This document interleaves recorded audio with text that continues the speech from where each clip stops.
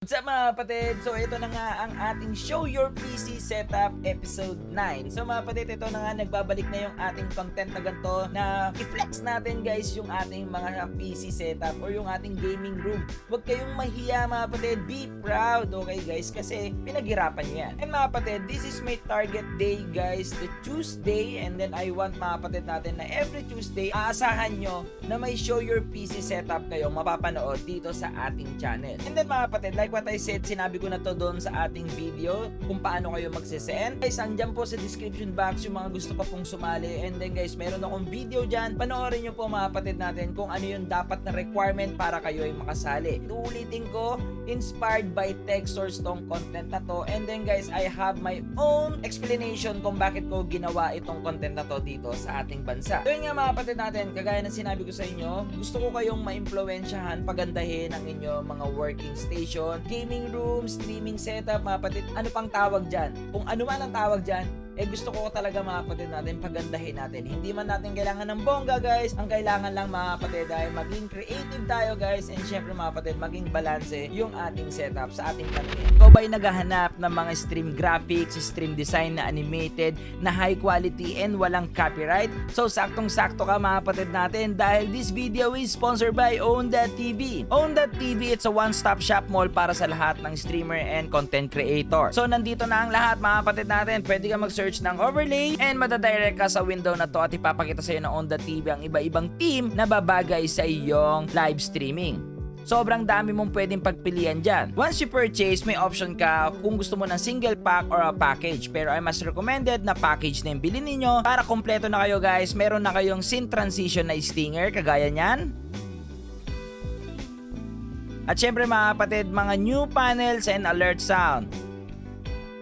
And meron din mga animated overlay para sa yung live streaming and animated webcam overlay and everything guys, and lahat ng yan, it's all animated. So grabe ang Own.tv mga kapatid natin. Again guys, alam ko medyo namamahalan kayo sa mga nakakaalam na sa Own.tv. So mga kapatid, meron akong sikreto dyan. Punta lang kayo dyan sa akin link na makikita nyo sa screen or sa description box, www.own.gg/boss_Lucio, and mga kapatid, magkakaroon kayo ng 50% off dyan mga kapatid once you apply the word Lucio. Sobrang laking tulong noon para sa lahat ng mga streamer na gusto mag-step up ang kanilang stream layout. So ayos, di ba? Own.tv lang. So mga kapatid natin, tara, wag na natin patagalin, umpisaan na natin.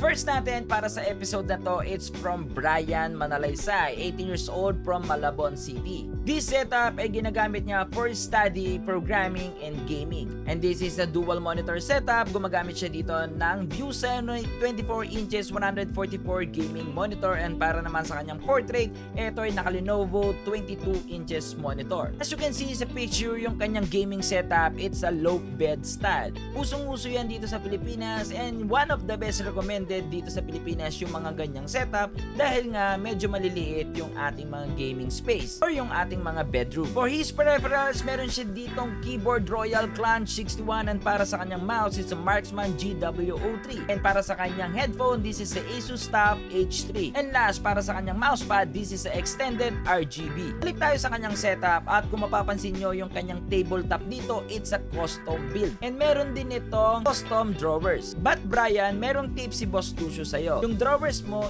medyo malaki, and then kung mapapansin nyo sa kanyang gaming setup parang nangingibabaw tignan yung kanyang mga drawers. Dahil custom build naman to, tingin ko meron kang option na para bawasan yan. Pero aside doon, sobrang I love your setup dahil ito ay malinis. And I like the way you put your collection on your side ng gaming setup mo, dahil ito yung isang way para makita yung personality ng may-ari ng gaming setup. Dahil dyan Brian, good job. And para naman sa kanyang backdrop ay gumagamit siya dito ng wallpaper foam bricks. So punta na tayo sa kanyang cable management. For his cable management, look at this, very clean and it's very organized. As you can see sa picture, talagang pinag-aralan ni Brian kung saan niya ipopwesto yung kanyang outlet. And very big move din dito Brian para i-cut ang raceway o yung pangtago ng ating mga cables, and na-separate mo talaga ang yung UPS nang hindi talaga siya nakakalat. Guys, the UPS ay isa sa mga pinakamahirap na itago sa ating mga gaming setup dahil nga ang laki na niya, mabigat pa. At guys, napakahirap talaga ng mga saksakan niyang guys nasa likod. Kaya Brian, good job, big thumbs up ako para sa'yo. And para sa kanyang PC, ito ay naka-Asus Prime A320MK at ito ay naka-Ryzen 5 3500X. I like the way na pinili mo dito, it's red lighting. Bumagay ito sa ambient ng iyong gaming setup. And as you can see sa picture, lahat ng gamit niya ditong ilaw, it's cooler red and very clean talaga ang single color. At Brian, meron tips si Boss Lucio sa'yo. As you can see sa picture, medyo madilim yung kanyang main monitor. And kung titignan natin sa malayuan, mapapansin nyo talaga na parang kulang yung ilaw na meron sa kanya sa gaming setup. So I must suggest na mag-put ka pa ng ibang LED lighting sa main monitor mo para magbalanse ang iyong ilaw. But Brian, sobrang nagustuhan ko ang gaming setup mo dahil ito ay malinis. And plus bonus points, meron ka ditong mini fake plants and talagang nakakaganda yan ng gaming setup. Thank you Brian for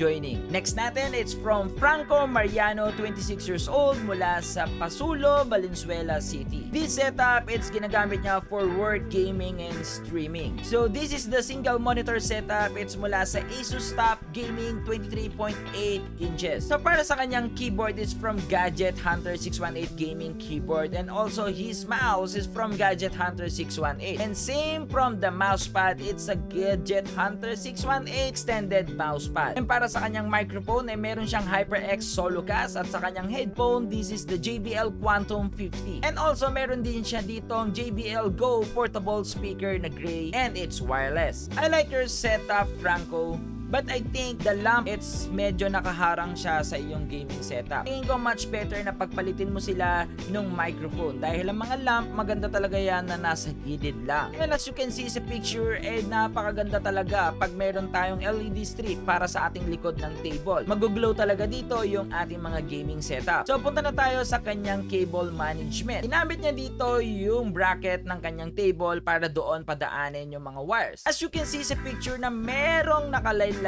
dito na wires. And mga kapatid, dito sa bracket ay good move na to dahil medyo blind spot na yan dahil it's color black naman yung bracket ng kanyang table. And then as you can see sa picture na nandito yung kanyang power outlet. So Franco, tips from Boss Lucio, mas ilapit mo na lang yung power strip mo sa main power para ma-blind spot natin doon yung iyong power strip. And another tips, Franco, about the components box. Magandang gamiting display ang mga components box, lalo na kung ito ay branded, talagang nakaka-proud gawing display. Tingin ko mas maganda kung gagawa ka ng shelf or any cabinets na pwede mong paglagyan yan, wag lang sa ilalim ng table. But Franco, big job here, and very organized ang iyong mga charging cable and mga charging outlet. And para sa kanyang PC, ito ay naka Asus Strix B365F gaming. At ito ay naka Intel i5 9400F. Franco, your setup, it's very nice and very clean, and it's like a cyberpunk setup. But as you can see sa picture, medyo nadidistract ang ating setup ng mga kalat sa ilalim ng ating gaming table. So yun, Franco, sana nakatulong sa iyo yun na yung mga box ay magandang parang nakaganon. Nakita mo, nasa likod yung mga components, or gumawa ka ng any shell na pwede mong paglagyan yan,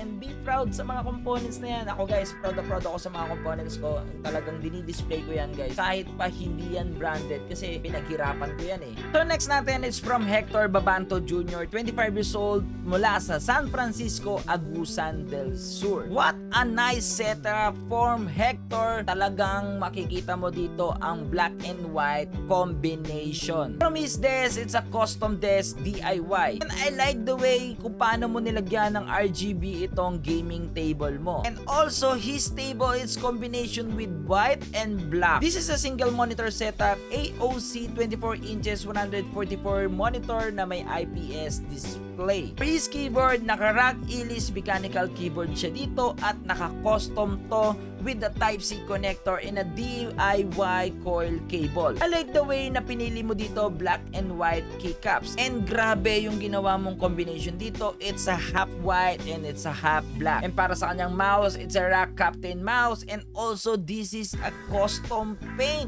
ng gloss white. And also, pinalitan niya rin yung cable ng kanyang mouse para magkombina ito sa kanyang black and white setup. Para naman sa kanyang mousepad, this is the extended mousepad from MD and also a white-black combination. What a setup, Hector. I love your setup. This is I want. Ito yung sinasabi ko sa inyo guys, kung gaano tayo ka-creative mga kapatid para sa ating mga setup. Hindi natin kailangan gumastos ng mahal or mamahaling mga components or peripherals. Ang kailangan guys, it's maging creative tayo. Siyempre mga kapatid, makita yung personality natin. Para sa kanyang microphone, ito nga ay BM800 condenser mic. And also, gumamit siya dito ng white carbon sticker para balutan yung kanyang BM800. And also, sa kanyang boom arm, pinaint niya rin ito ng white. Para sa kanyang headphone, this is the W800 BT wireless. And para sa kanyang speaker, this is the Logitech Z213. Ito tayo sa kanyang cable management and makikita mo talaga ang sobrang linis ng mga wires. Even hindi niya tayo napadala ng mas maliwanag na picture, baka kasi nagagamitan lang din tayo ng kanyang black backdrop. So this is the close-up shot para sa kanyang cable management. Gumamit siya dito guys ng mga wire molding para may tago yung kanyang mga wires. This is the another shot mula sa likod ng kanyang table. Sobrang linis ng kanyang setup. Para sa kanyang custom PC, ito nga yung naka-Asus Top B450M Pro na naka-custom paint. And para sa kanyang CPU, this is the Ryzen 5 2600. Look at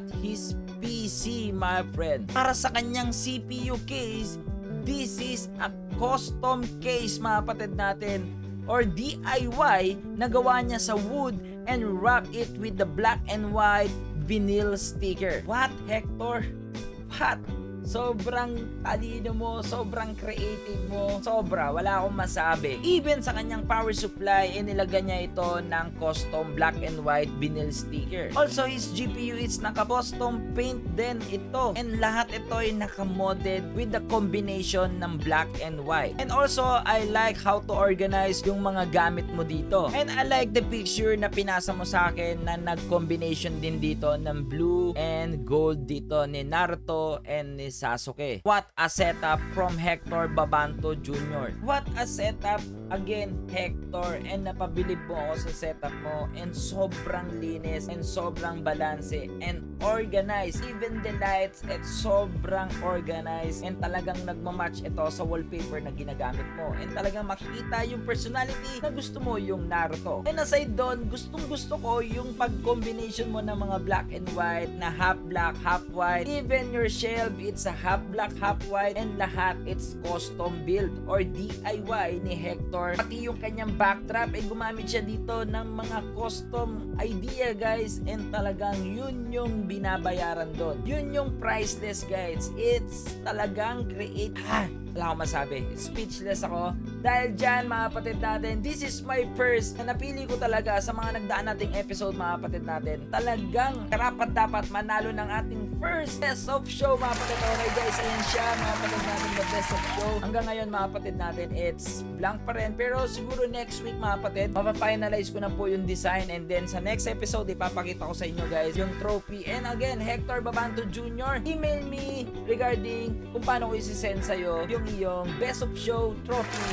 The first winner natin ng Show Your PC Setup. Like what I said mga kapatid natin, kung titignan natin yung kanyang setup, hindi mahal yung mga gamit niya. Pero makikita mo talagang na pinaglaanan niya ito ng a lot ng oras guys. Talagang pinaghirapan niya at talagang inisip niya yung mga pwedeng gawin doon na maging balanse yung kanyang setup. And makikita mo talaga yung combination ng white and black, and I like that. Hindi ako makamove on doon guys sa Sasuke and Naruto niya guys. Pantay na pantay guys. Yung kulay, kung blue yung side, blue rin yung side. Kung gold yung side, gold na din side. Sobra. Again, Hector, good job.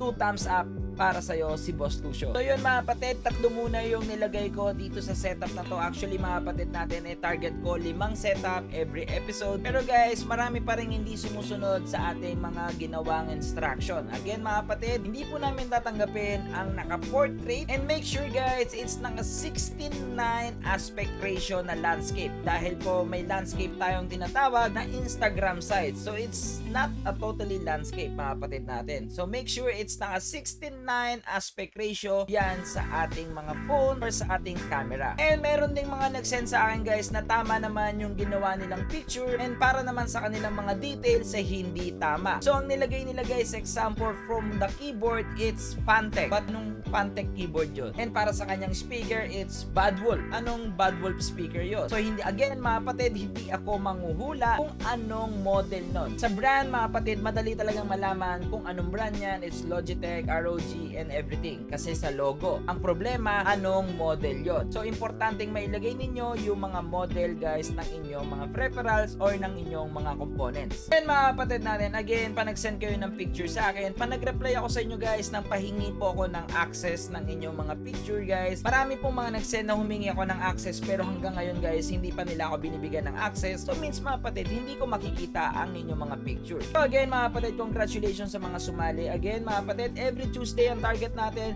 na makapag-upload ng Show Your PC Setup. Pero mga kapatid, pag sumobrang dami na ang nagsisend sa atin ng mga kanilang mga setup, pipilitin natin ito na maging Tuesday and Thursday guys, meron kayong makikita ang gantong content dito sa ating channel. So again mga kapatid natin, maraming salamat po sa lahat ng mga sumali at sa mga sasali pa. Again, nasa description box yung link kung paano po kayo sasali. Make sure mga kapatid, panoorin nyo pong mabuti yan para maintindihan nyo po guys at magawa ninyo ng tama ang inyong mga requirements. Again, ang tama ang gagawin, the more na mapipili. So yun lang mga kapatid natin. Again, maraming salamat sa lahat ng mga tumapos nito. Kung hindi ka pa nakasubscribe kay Boss Lucio, ay alam mo na, don't forget to like, share, and comment, and subscribe at humanit the bell para lagi kang updated sa lahat ng ating video. At syempre mga kapatid, again, I'm Luis Diarteves aka Boss Lucio, ang inyong stream coach para sa inyong mga stream and tech problem.